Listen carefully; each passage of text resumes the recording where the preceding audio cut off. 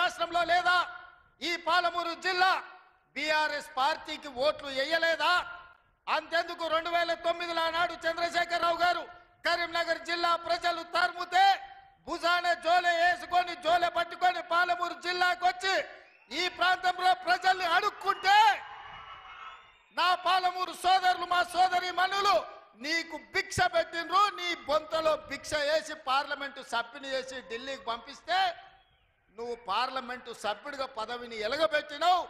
సోనియమ్మ తెలంగాణ రాష్ట్రం ఇస్తే నువ్వు తెచ్చినా అని గొప్పలు చెప్పుకున్నావు. ఆనాడు పాలమూరు జిల్లాను దత్తత తీసుకుంటున్నావు. తెలంగాణ రాష్ట్రం వస్తే పాలమూరు బాగుపడుతుందన్నావు. వలసలు ఆగిపోతాయన్నావు. మా కన్నీళ్లు తూడుస్తా అన్నావు. మా ప్రాజెక్టులు పూర్తి చేస్తా అని మాటిచ్చినావు.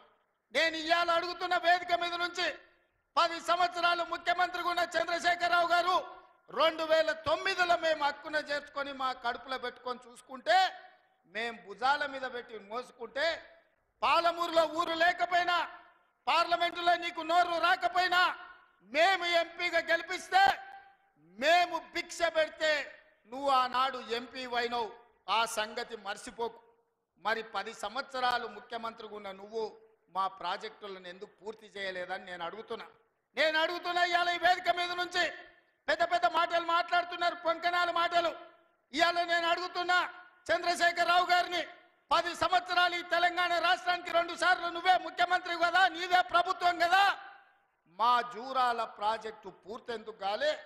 మా కల్వకుర్తి ఎత్తిపోతల కంప్లీట్ ఎందుకు కాలేదు? మా నెట్టంపాడు, మా కోయిల్ సాగరు, మా సంగం బండలో ఒక బండ అడ్డం పడితే 10-15 కోట్ల రూపాయలు ఇవ్వక బండ బగలగొట్టక 10,000 ఎకరాలు పల్లెల్లో ఎడారిగా మారితే నీకు మనసు రాలే. సంగం బండలో బండ వలగొట్టలే. కానీ మేము వచ్చిన తర్వాత ఆ బండ బగలగొట్టి ఆ గ్రామాలకు నీళ్ళు ఇచ్చినాం.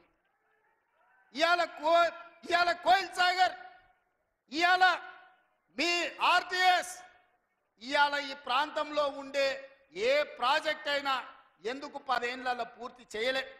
అదే కాదా నాడు ఉమ్మడి రాష్ట్రంలో జూపల్లి కృష్ణారావు గారు, చిన్నారెడ్డి గారు, డాక్టర్ మల్లు రవి గారు ఆనాడు కిరణ్ కుమార్ రెడ్డితో కొట్లాడి ఆనాడు అరుణమ్మ గారు కూడా మంత్రిగా పాలమూరు రంగారెడ్డి ఎత్తిపోతల ప్రాజెక్టు పూర్తి చేయాలి, 12 లక్షల ఎకరాలకు నీళ్లు ఇవ్వాలి అని కొట్లాడి జూరాల నుంచి నీళ్లు తీసుకోవాలని పాలమూరు రంగారెడ్డి ఎత్తిపోతల పథకానికి అనుమతి తీసుకొచ్చారు.